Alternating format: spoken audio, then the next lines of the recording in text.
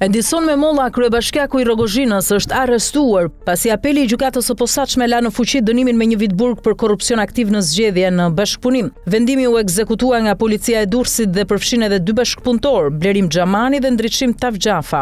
Memollës ju hoqet drejta për të ushtruar funksione publike për 5 vjet. Xhamani u dënua gjithashtu për falsifikim dokumentesh, ndërsa Tavxhafa vetëm për korrupsion. Hetimi nisi pas një përgjigje audio që tregon ndërhyrjen e Memollës për të siguruar vota në zgjedhjet lokale të 2022-shit. Çështja tani hyn në fazën e vuajtjes së dënimit dhe largimit nga detyra.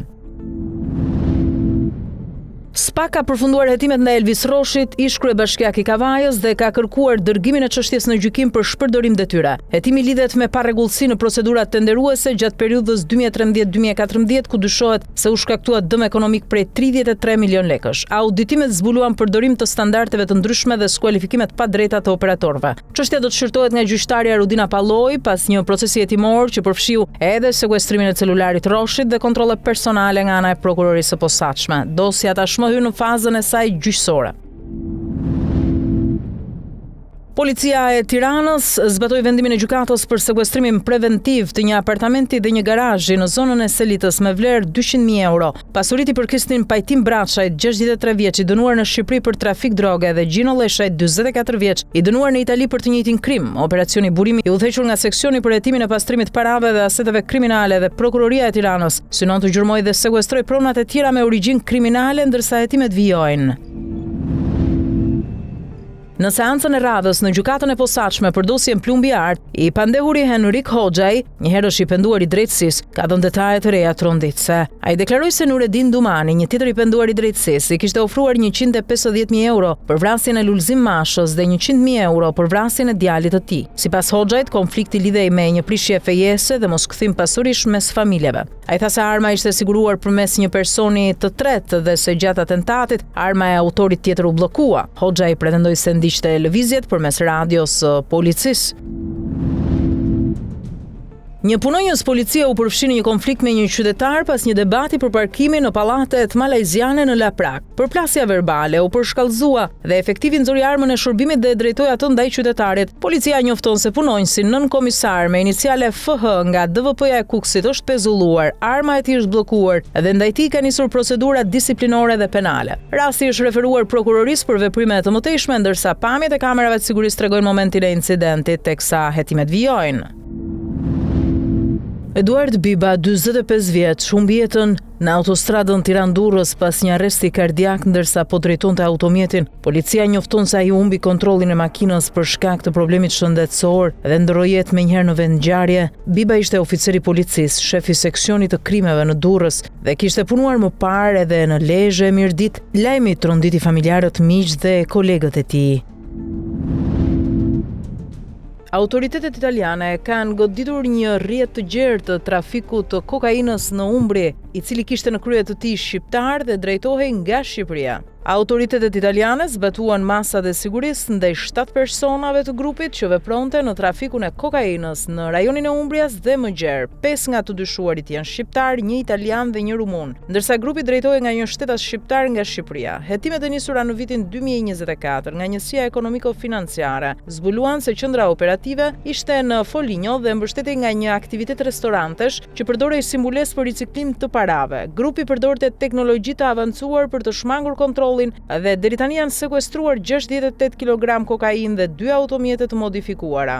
Autoritetet kanë ekzekutuar 3 masa arresti me burg, 1 në arrest shtëpie dhe 3 të tjerë janë shpallur në kërkim. Ndërkohë hetimet vijojnë për kapjen e të shpallurve në kërkim, si edhe për të zbuluar të tjerë në këtë rrjet të gjerë. Policia italiane arrestoi një 24 vjeçar shqiptar në Vittorio Veneto pasi apartamenti i tij u përdor si laborator për përpunimin dhe shpërndarjen e kokainës. Gjatë kontrollit u sekuestruan rreth 1 kg kokainë, peshore, materiale paketimi dhe 36.000 euro kesh. Hetimet treguan se ai furnizonte klient me fuqi të lartë blerëse dhe kryente shpërndarje të shpeshta në zonat e natës pranë lumit Pjave. Karabinierët e mbajtën në vëzhgim dhe përgjim duke dokumentuar aktivitetin dhe rrjetin e klientëve. Gjykata vendosi arrestin shtëpiak në pritje të procesit gjyqësor.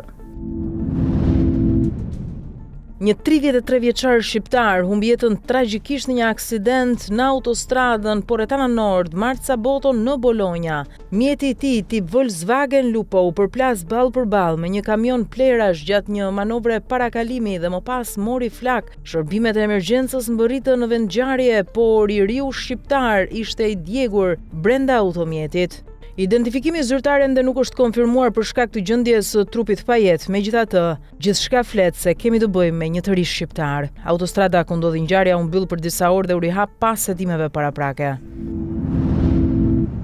Një vajzë 2 vjeçare ra në shatërvanin e sheshit Kipro në Kalithea në Greqi dhe po lufton për jetën. Një punonjës restoranti i dha ndihmën e parë duke bërë frymarrje artificiale derisa mbërritën policia dhe ekipet mjekësore, të cilët e transportuan në spital të miturën. Hetimet zbuluan se prindrit kishin dhënë informacion të pasakt për moshën e vajzës. Policia greke arrestoi të atin 25 vjeç, ndërsa nëna 23 vjeçare po hetohet në gjendje të lirë për neglizhencë. Ngjarja ka tronditur komunitetin lokal, teksa çdo orë po dalin informacione rrënqetëse mbi rrethanat e kësaj ngjarje. Në gjykatën speciale në Hag vijon sot dita e dytë e deklaratave përfundimtare ndaj ish-presidentit të Kosovës Hashim Thaçi, ish-kryetarëve të kuvendit Kadri Veseli dhe Jakub Krasniqi dhe ish-deputetit Recep Selimi, një herësh ish-drejtues të UÇK-s. Prokuroria kërkoi 45 vite burg për secilin prej tyre, duke i akuzuar për krime lufte dhe krime kundër njerëzimit gjatë periudhës mars 98 shtator 99 në Kosovë dhe veriun e Shqipërisë. Të akuzuarit kanë deklaruar pafajësi. Pas përfundimit të fjalëve përmbyllëse, gjyqtarët kanë 3 muaj për vendim ose mund të kërkojnë shtyrja. Në seancën e sotme me konkluzionet përmbyllëse, prokuroria pretendoi se Thaçi ka gënjur disa herë ndërkombëtarët ndaj deklaratat e këtyre të fundit duhet merren me rezervë lidhur me UÇK-n, komandën e organizatës dhe rolin e ish-prorëve në të. Ushtria amerikane njoftoi se 2 persona u vranë dhe një mbijetoi pas një sulmi kundër një anije të dyshuar për trafik droge në paqësorin lindor më 9 shkurt. Operacioni u krye nga Task Forca e përbashkët Southern Spear me urdhër të General Francis Donovan, pas verifikimit nga agjencitë e inteligjencës se anija po merrte pjesë aktive në kontraband droge nga organizata të identifikuara si terroriste.